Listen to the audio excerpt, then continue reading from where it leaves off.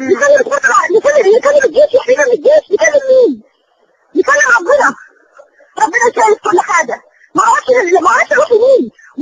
يعني يدفعوا لعباد بسعد انهم يكتبوا حمايه دوليه، وهي تبقى فضيحه لمصر. الحمايه الدوليه فضيحه لمصر، اراقه وجه مصر.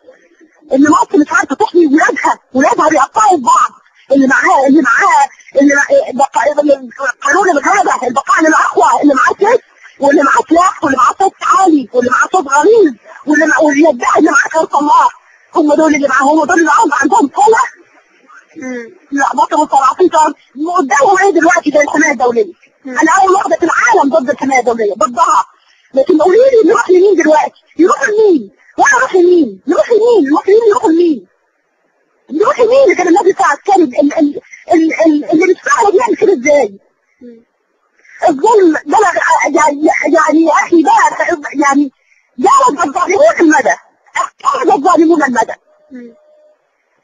انا في ذهول ومش قادره افضل اللي بيحصل والكارت الوحيد اللي كان في ايدك الظهر اللي كان بيحميك الضابط العسكري هو اللي بيحصل الناس. روح مين بقى؟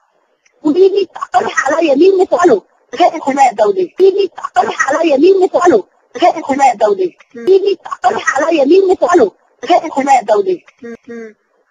اليوم احنا اسمه مصر هيداس تحت الرجلين ويبقى بنفتح باب للاحتلال زي العراق.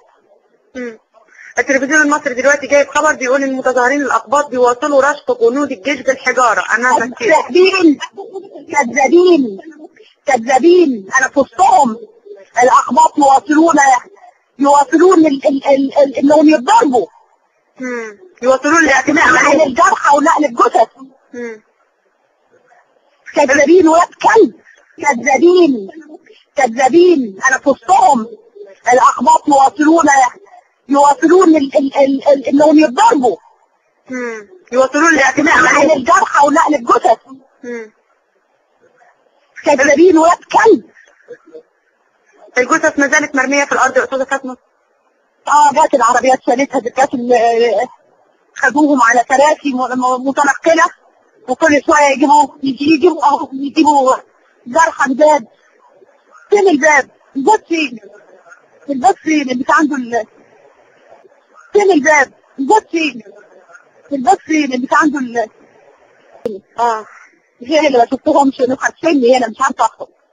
حضرتك مأمنينك جوه الاوتيل عشان مأمنيني غصب عني.